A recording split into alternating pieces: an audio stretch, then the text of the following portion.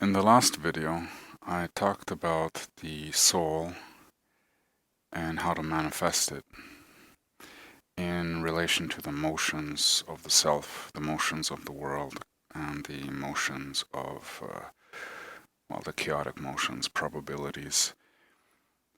And I would like to make some clarifications. As I am thinking about this on a daily basis, new clarifications or new insights or new understandings about this topics or about these topics come to my mind and how to be able to communicate it. At its essence, everything I've said so far, though I've been rambling and repeating words left, right, and center, at its essence, it is actually quite simple. And the essence is that there is a passive part to us and an active part, and that there is a relationship between the two. And that relation has a structure. And that the structure is found in between the infinities. The infinity of being passive and the infinity of being active. In the sense that, well, space is the infinity, and space is conventionally considered as something passive, as being empty. And space can also, I propose, be thought as something that is active, and that it is creating differentiation within itself, and that it is also infinite, and that the source of creation is the instantiation of that infinity, which would colloquially could also call the absolute. Actually, that word, the absolute, is an appropriate word. But the clarification I'd like to make is the actual relationship between the soul and the spirit. I tend to like these words, even though that they are archaic words. They shouldn't be. They are still very relevant. It's just that our modern paradigms of hard determinism and the scientific paradigm and hard logic or atomic logic doesn't really leave space for what the soul and the spirit ought to be. Because they're just words, right? And they can be anything. We could define them as anything and use them any way we want. But traditionally speaking, the spirit is an active element, and the soul is, well, it's kind of gone around the block in terms of definitions, but essentially it is something that persists. Now, the way that I use them, just to clarify, is that the spirit is the active element of ourself. And the soul, so the spirit is the active, the soul is the passive. Now, this I juxtapose, in the abstract sense, I juxtapose it to the idea that any activity would have to come from space.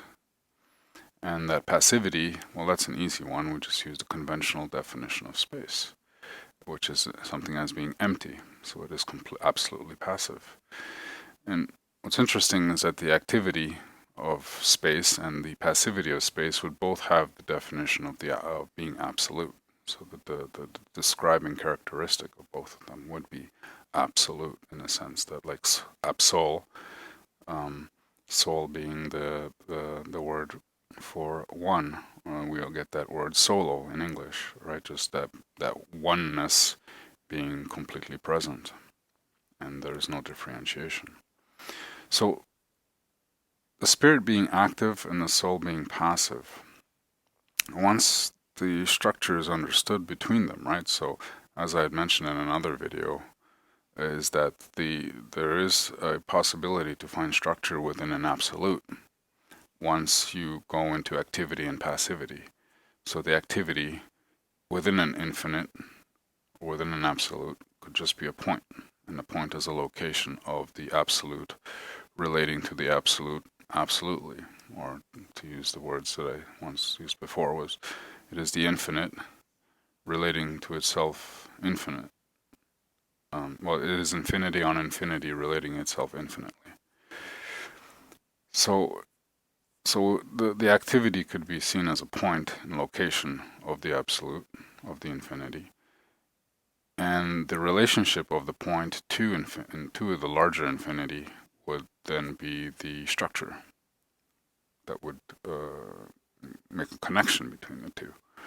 And that this I had proposed is the simplest structure, I think, possible in order to find any type of structure within something that would be absolute. So you basically have three absolutes.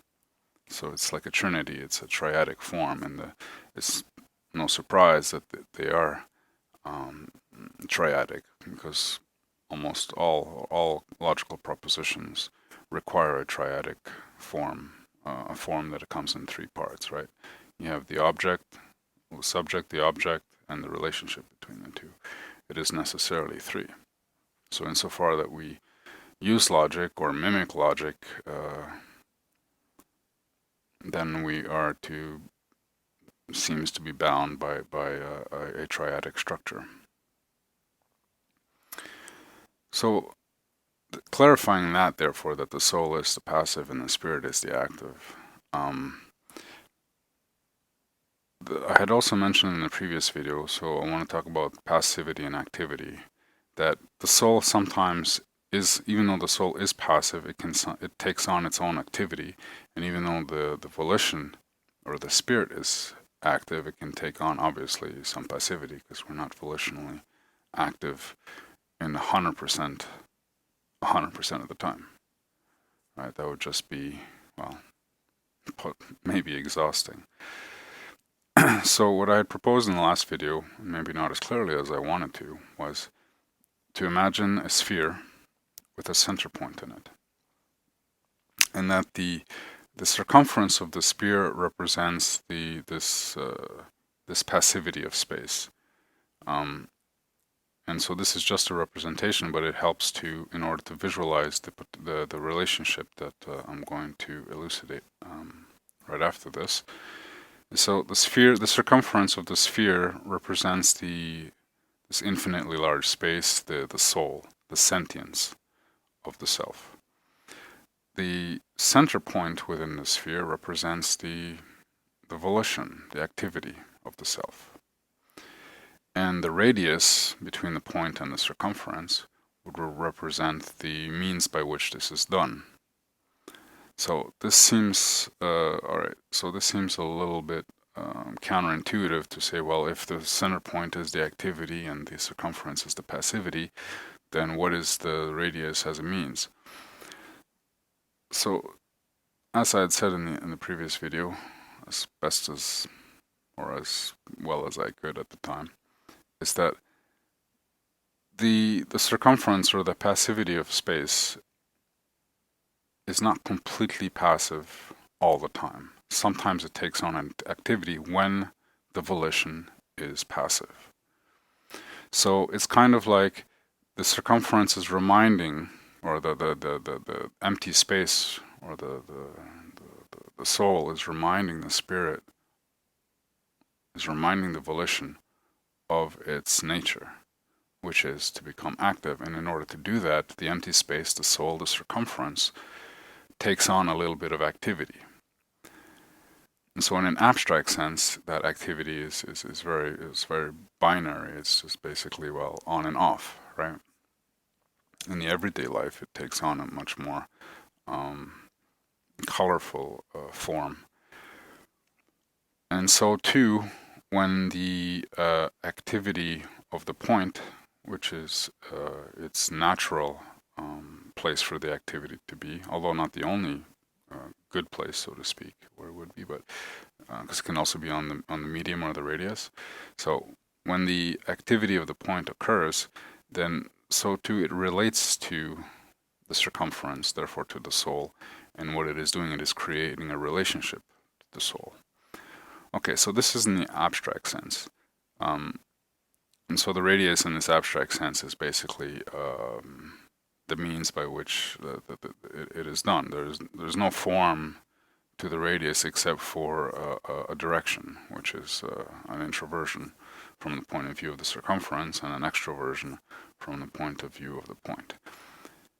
So, well, before I go into the more complex and everyday life scenario context, is that the the point of the volition, its its destiny, so to speak, or its activity by nature, is to simply be infinite within itself, and it would almost be as though it would oscillate between being infinitely small and infinitely large if we take it as a whole. And if we start our point of view, so no pun intended, but if we start our point of view from the infinitely small, the point, and it takes on activity, the point, then it would become, through the medium, it would be, so the point becomes then the sphere.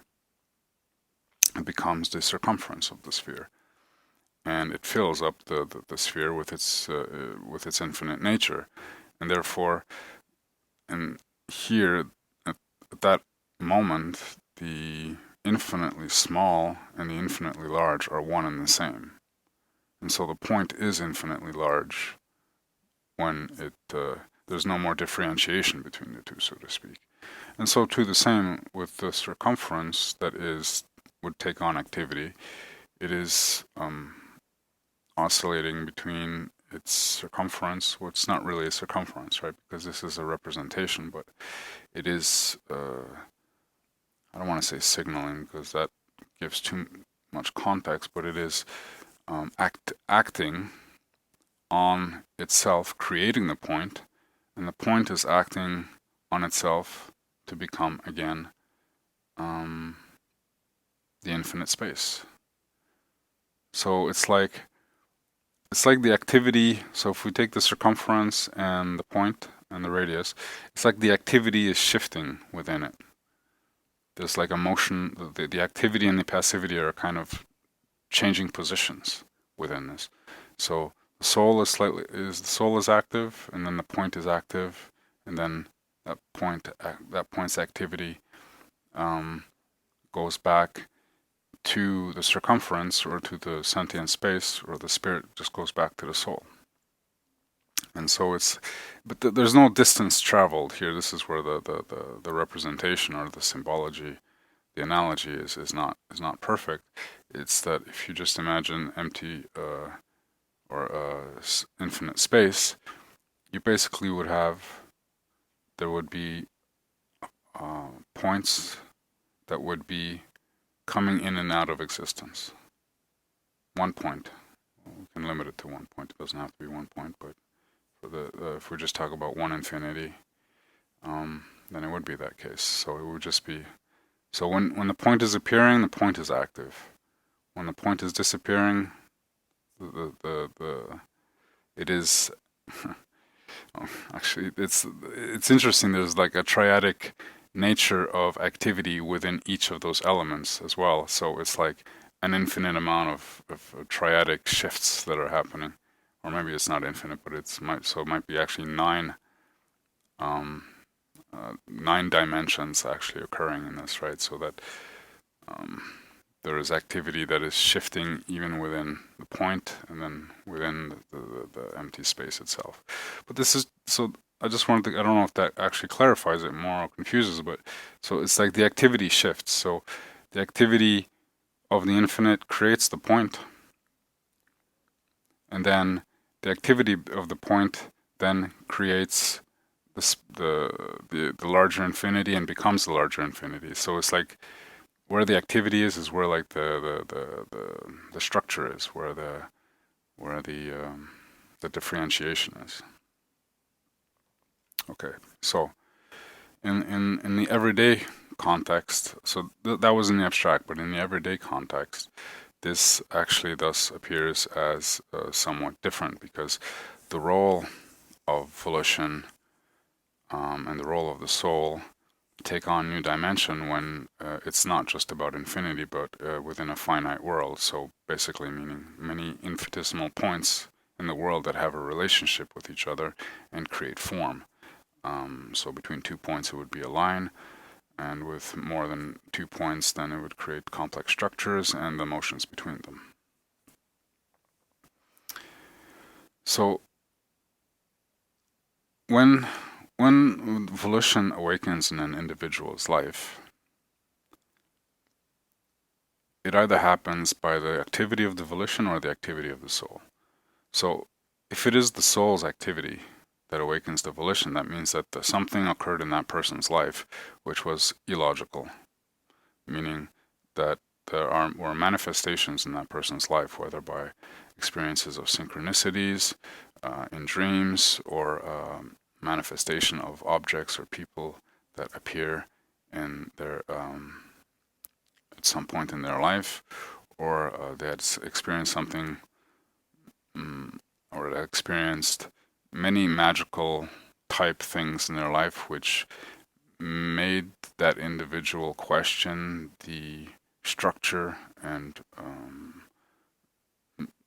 foundational structure of the world. And so that is the soul of the self awakening volition and calling it. It's basically saying it's time to wake up and to know what you are, because you are not just this physical body. You are not just your mind. You are not just these structures. So when that individual experiences these illogical occurrences, and it usually takes more than one, unless that one experience was just so intense or out of proportion, then it might only take one act of the soul, if one wants to say it like that. So it might usually take more than one occurrence. It might take more than one dream, usually does.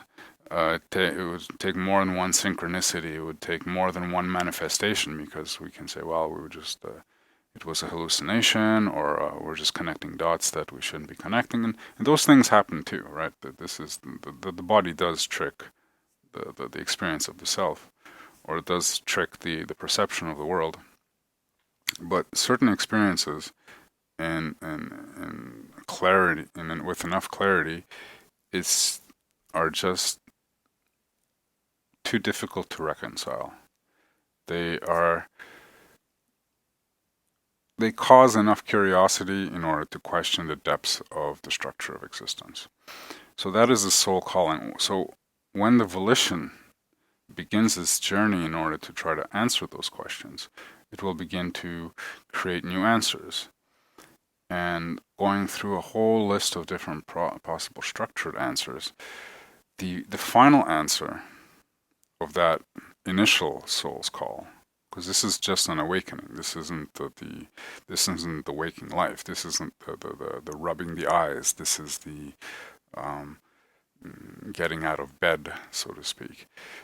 That initial completion is when the volition or the self realizes that its will, that its agency, that its creative power is an absolute. It is a given. It is something that is infinite, and that it is related to those events that occurred, and that those events were aimed specifically at that volitional power. And so, to put it more mildly, or with more context, the soul is creating a situation that cannot be explained by any structured understanding of the world, but it can only be understood by a volitional act. And so the person experiencing this might say, well, maybe it was an angel, or maybe it was God, or maybe it was Jesus, or it was Yahweh, or it was whatever divine power or spirit one wants to attribute it to. That would be like some of the maybe initial reactions.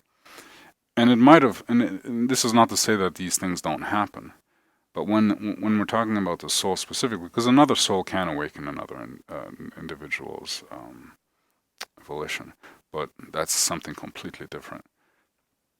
Here, just talking about one's own soul. So usually it comes in the forms of dreams or a very private experience. It doesn't have to be private, but it tends to be private. And so the volition's response to the first call, and completing that response, is saying, I too can create, and I respond by creating. So that is the first step. So it's like the soul says, wake up. The volition says, what is waking up? And so the soul creates different forms of itself, and it's saying, well, imitate me. I'm awake. And so the volition eventually understands, hopefully, if it comes to that point of wanting to wake up, and it does so by creating something. So once the initial stage of the self has come to a completion, where it is understanding its creative power with, not to say creative power in an absolute sense in the world, that I can create a car out of thin air, not in that sense, but that understanding its nature, that it is the first point in many points that can come.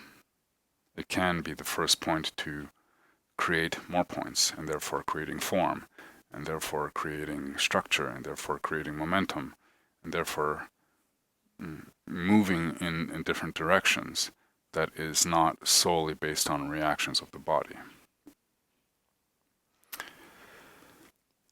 And so, of course, after that awakening, what the volition wants, more than, I'm guessing, more than anything, aside from exercising its own power of creation, is more soul, more of itself, or more soul, not only of itself, but also of other types of souls. And we'll talk about that in another video. But what it wants is more of it's more of these awakenings, more of this how to increase the power. So we have this creative power, but it feels like it's limited through the body. It feels that even if I've achieved amazing acts of volition onto the material world, which would be quite impressive at this stage, but I want more guidance as to what can be done. And so the relation of the volitional self to the sentient infinite space is something that is complexified by the objects in space. So the objects being like other people, the material world, the relationship we have with our this Mitfeld, these habits that we have with the finite world. And when the volition becomes active and searches for itself, for its relationship to the structure of the world, its journey becomes complete when the volitional spirit is able to manifest its soulful nature and its soulful being into the physical world. So the soul manifests in the physical world by the volition's intention, and the volition's journey forward is to complete its creations. So what this means is that the soul, after the awakening, after the artist has realized that it has an active brush, or to say it maybe differently, once the artist has discovered his first level of talent, his first love, which is the discovery of being able to create something, then there is more beauty to be found, and that beauty comes in the highest form of beauty. I'm not talking about physical beauty or anything, but the beauty in its highest manifestation is the soul saying that it is funneling itself through the individual's life by offering the volition the best way to live out its potential life, so that the body that the volition is in or participating with is going to create a life that will closest mimic the volition's journey back to its soul. right? So going from being infinitely small to infinitely large, but not infinitely large in a physical sense, of course, or not only infinitely large like in a sentient or awareness sense, but infinitely large in the sense of the best possibilities. So the infinitely large here, the soul here, incarnates itself as best possible paths. So it's moments in life when the soul manifests itself and says, this would be a good way. It's never just one way, right? Because there are an infinite amount of radiuses that can go from the point to the circumference. In fact, there are an infinite amount of ways. But in certain moments in time, taking activity when the soul is calling, or in this case, it's not calling, it's a proposition, when the soul is proposing, the benefits, so the connection between the point and the circumference, will be so intense because there is an actual direct relationship which will affect the the the everything in between. So it will take effect in the physical world. And so in this sense, that is manifesting the soul. That is the giving giving soul to your creation, right? So a sculptor could have an intense soulful experience, whether it's a dream or an apparition or a series of thoughts or any kind of situation, which are so intensely beautiful that for him not to create the sculpture of that, if that is what is his best life as a choice of being a sculptor, for him not to do that would be a missed opportunity. It's not something, so it's not a bad thing not to do it. It's just, well, might have to wait a while before it happens again, or it could. I mean, or you wouldn't, because these sometimes these soulful the soul's apparitions or activity or propositions come not only once in a while, but they can come in periods of time. So so it's simply a proposition of the self to the self. It's basically your greater self making a proposition, and it's there is no reason to think that there would ever be a negative reason to actually follow it.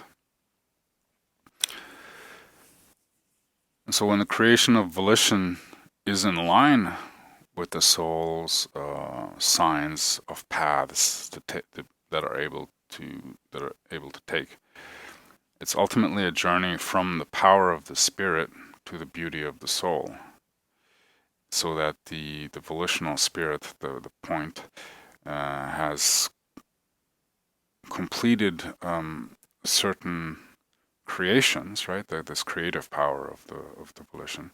It completes certain creations in order to bring the soul itself to life. So it is creating parts of itself into the physical world. And so also the relation of the soul to the spirit is are these paths which are proposed by the soul to the spirit. And these paths is to reunite the power of the spirit onto itself. So, right, the point and the infinite space, the absolute space, are actually one and the same.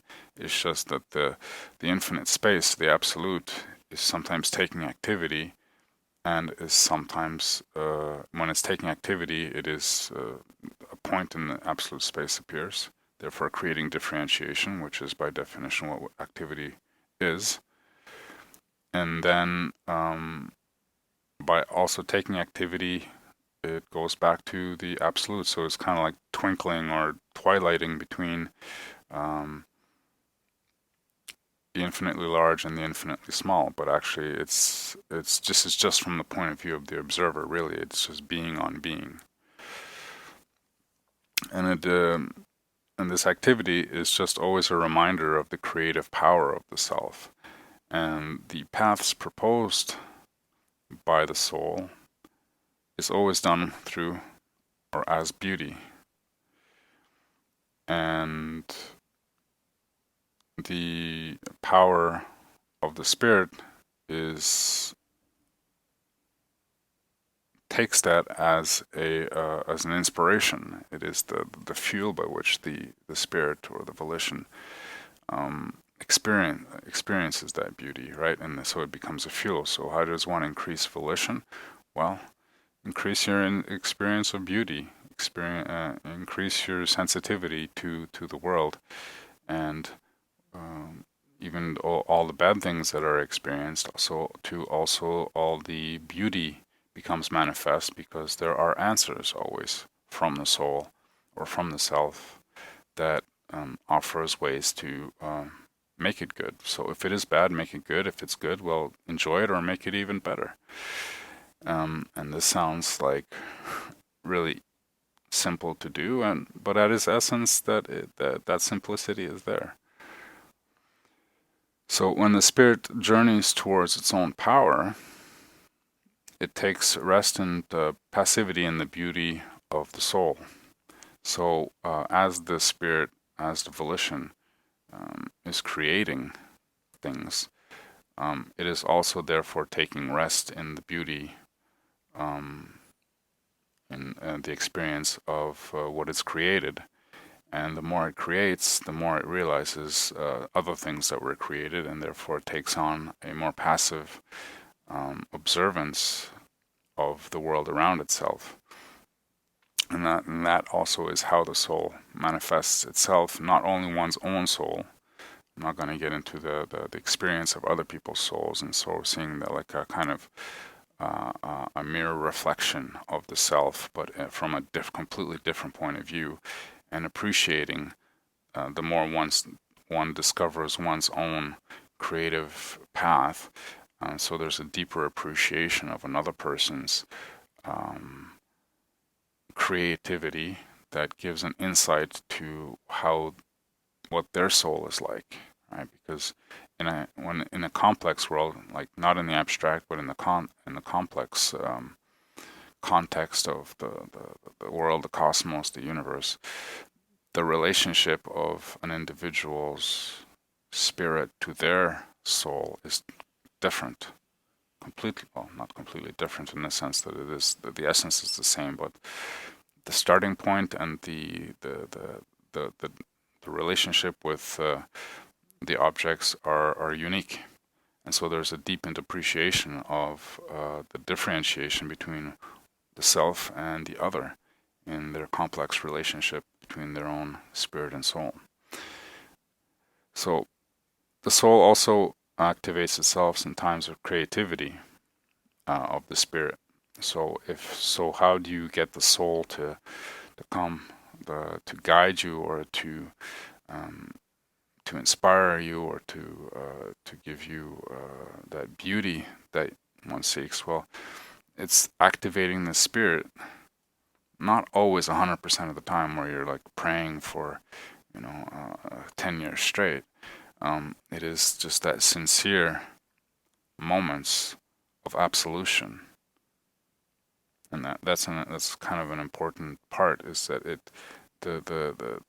the isolation of the moment of sincerity of the volition of the spirit of the self, in order to ask for guidance, or to ask for presence, simply put, or to ask for something specifically, or or a simple hello, in order to reconnect with that part of yourself.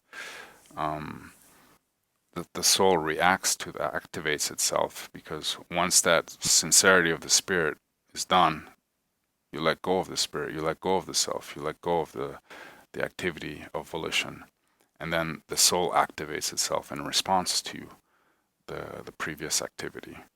And so the soul appears as a guiding grace towards one's own destiny, one's own best destiny. And so the soul responds to the spirit, and it invites the spirit to activate in a specific way if the guidance was requested, or it responds in a creative way in order to untangle the spirit from whatever bonds of form, right? Because the spirit doesn't have, or the volition doesn't have a form within itself. It is an infinitesimal point.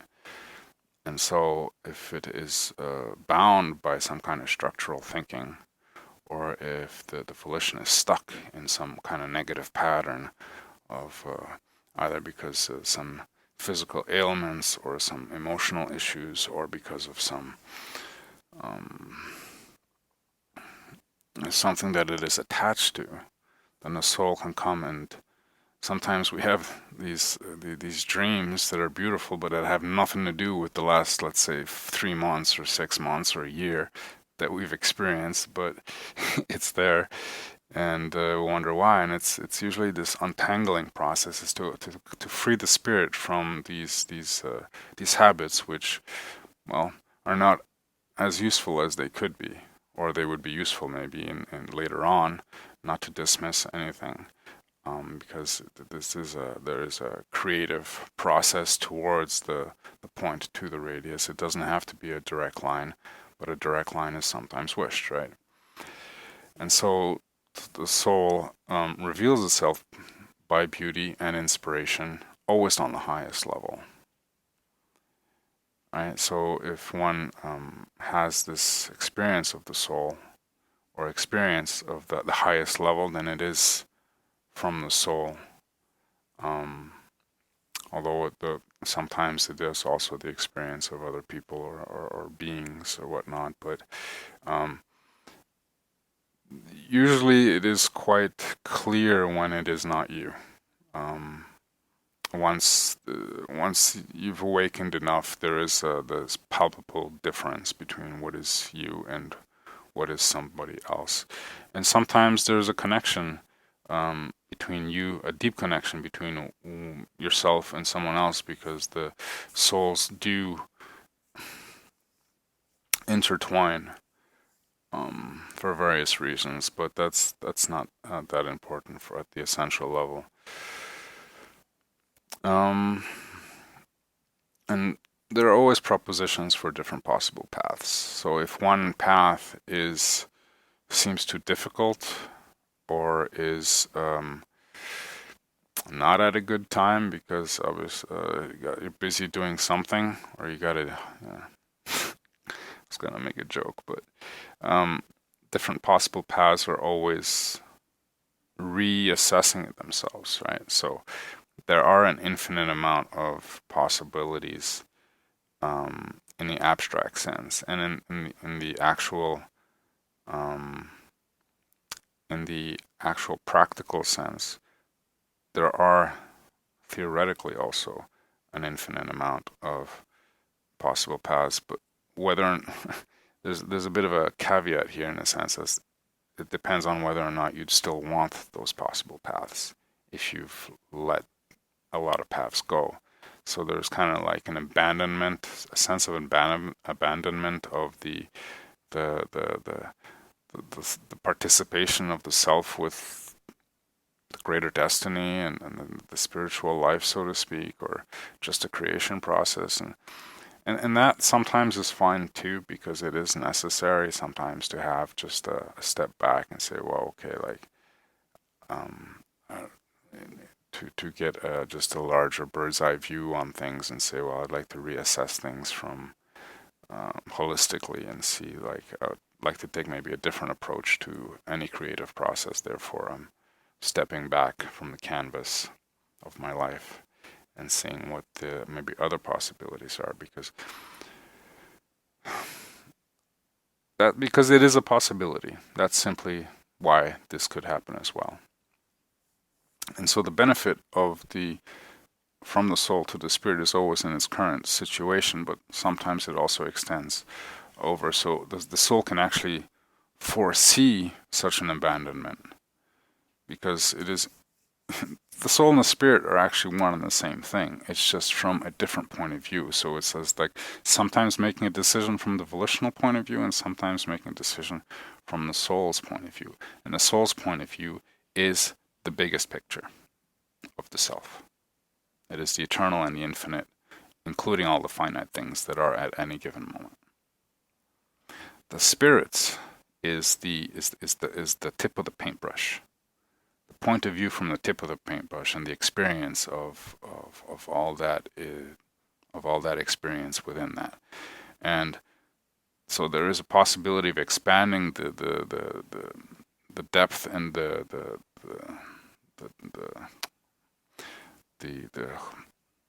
range of experience we would want. So if you want to experience more than just the tip of the brush of a painter that's creating, then there is a balancing act, or the art of balancing between activity and passivity. So the passivity allowing you to expand that field of awareness, and the activity of actually expanding. So in actually creating sensations in a larger field. So so you have to kind of peruse around your field of perception and the field of awareness in order to expand that field. And maybe there are other ways to do it as well that I'm not aware of just yet. So the soul takes action through taking different forms to be that guiding light for the spirit, or to be a creative board for the spirit. And the journey of the soul is complete. Is the journey of the soul to the spirit is completed each time it successfully inspires the volition to act, the volitional spirit to act in its direction. And so the soul's ultimate destination is the self, or to say it the other way around, the spirit's the volitional spirit is on good momentum in its creation, when the soul and the soul is the ultimate guiding, or the ultimate guiding factor. If we're not putting this in a context of other souls as well, because so this is just the self with kind of the material world and whatnot, but the others as well, but not treating the others yet as souls. So anyway, so the spirit can relax when it is successful, right? So when volition is successful in following the soul, it gives a permission for the spirit to relax. And here we have an expansion of the field of awareness, because it trusts itself, so it relaxes, and the self can take a perception from the soul closer to the soul's point of view, which is much grander. And so here I imagine many things, as I'm sure you would too.